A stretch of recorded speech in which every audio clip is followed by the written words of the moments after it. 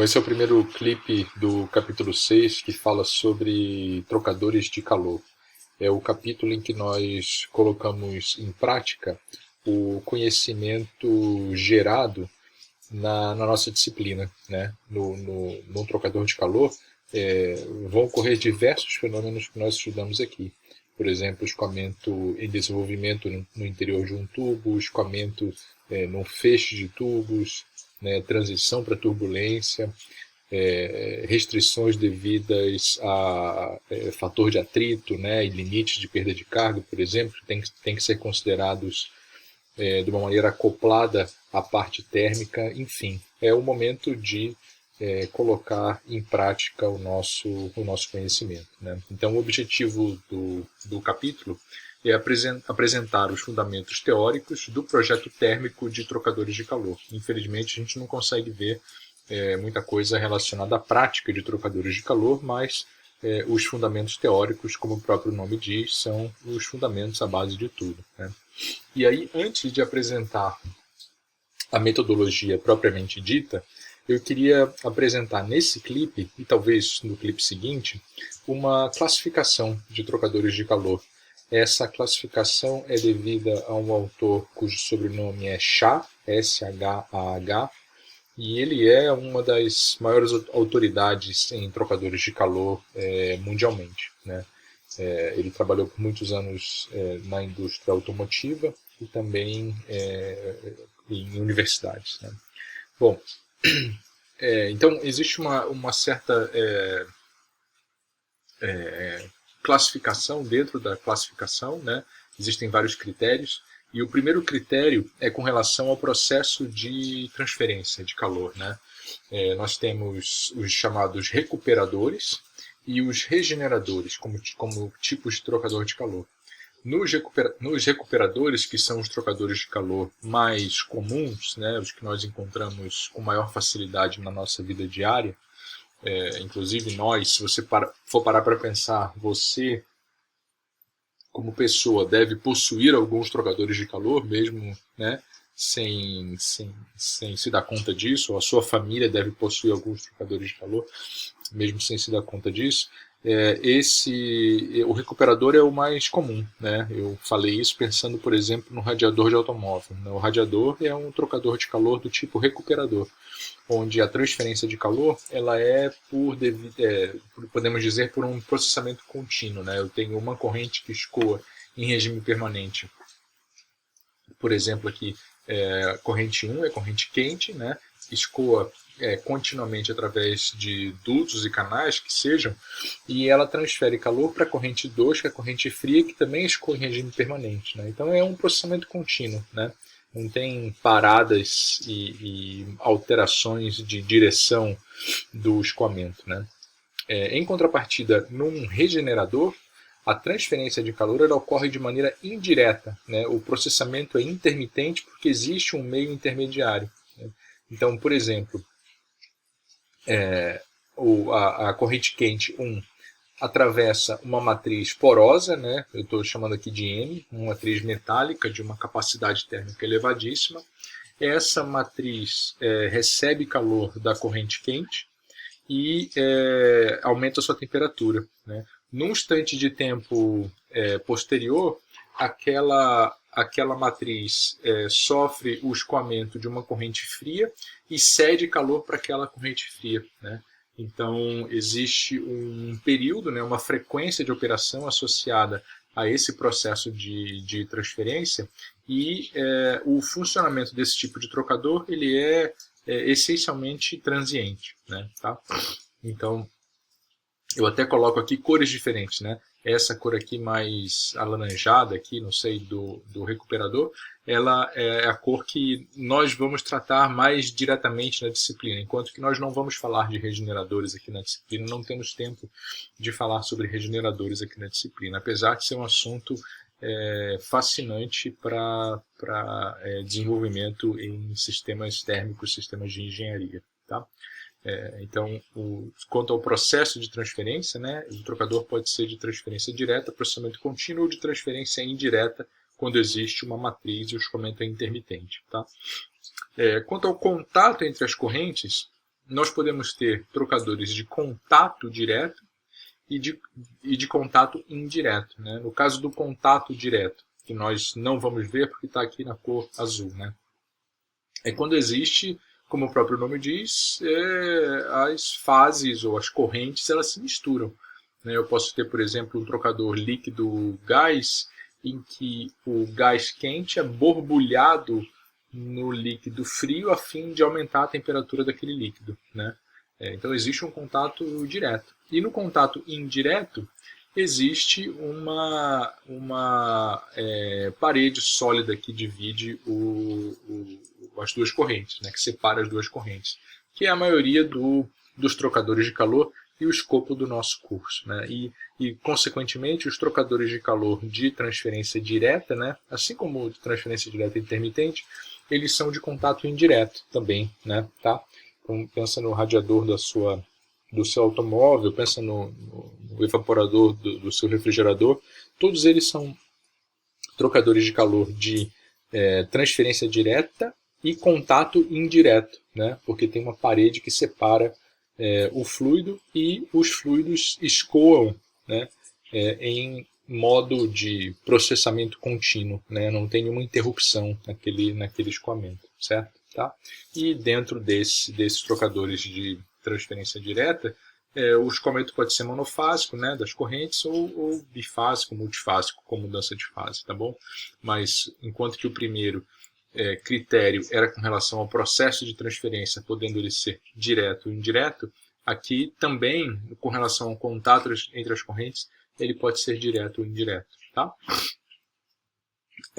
Um terceiro aspecto de classificação com relação ao número de correntes, né? Então, eu posso ter trocadores de N correntes, onde N é um número inteiro qualquer, 3 correntes, que é relativamente comum também, né? E vastamente mais encontrado, são os trocadores de 2 correntes, certo? 2 correntes, e naturalmente os trocadores de calor são isolados do ambiente, né? São isolados do ambiente para que as correntes troquem apenas calor entre si e não haja perdas de calor, né, vazamento de calor para o ambiente. Tá? Essa é uma categoria bem simples. Quanto à razão, né, se chama razão a área de troca e volume, né, e essa relação área de troca e volume ela denota o quão compacto é um trocador de calor, ou seja, quanto mais área de troca, né, área de superfície metálica que separa as duas correntes, eu consigo empacotar num determinado volume, né, nós podemos classificar os nossos trocadores de calor. Então eu tenho, por exemplo, um trocador de calor dito não compacto, né, que é um trocador em que a relação entre área de troca e volume não é muito grande, um trocador compacto, um trocador meso, né, e um trocador micro. Tá? Então, os trocadores compactos e não compactos são os mais encontrados, né? Enquanto que, por exemplo, para um trocador não compacto, né, se as duas correntes são gás e líquido, por exemplo, nós convencionamos classificar um trocador não compacto quando a relação entre área de troca, né, área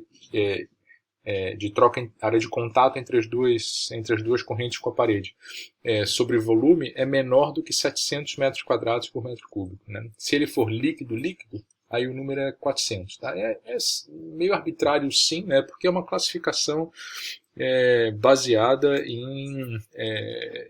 na tecnologia como ela foi sendo desenvolvida. Certo? Então, né?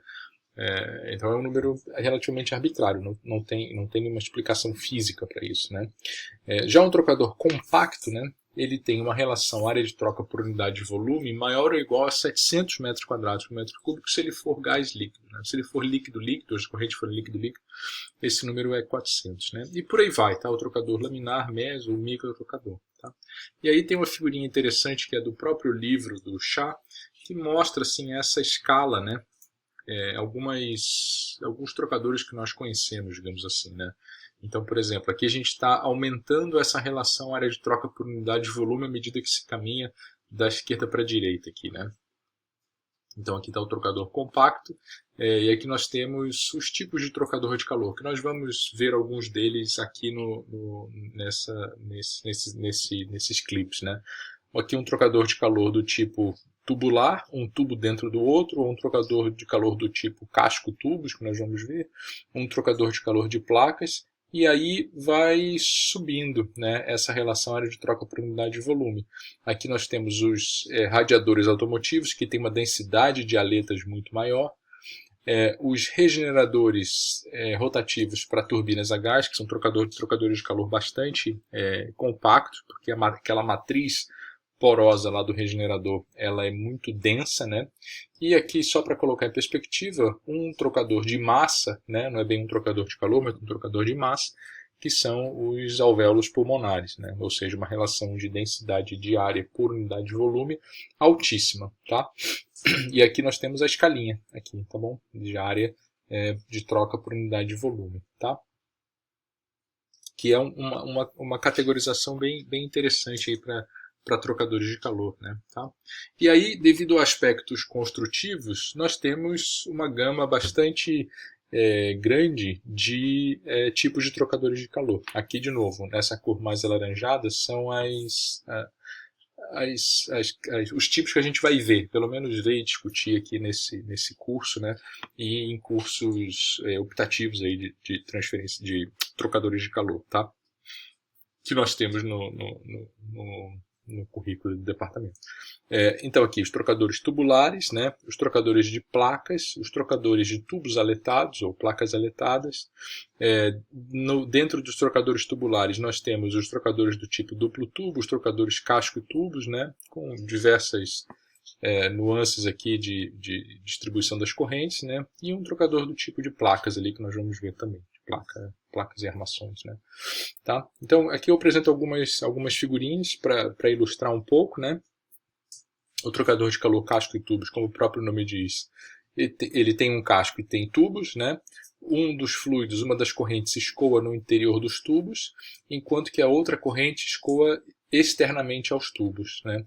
É claro que aqui esse aqui é um flange, né?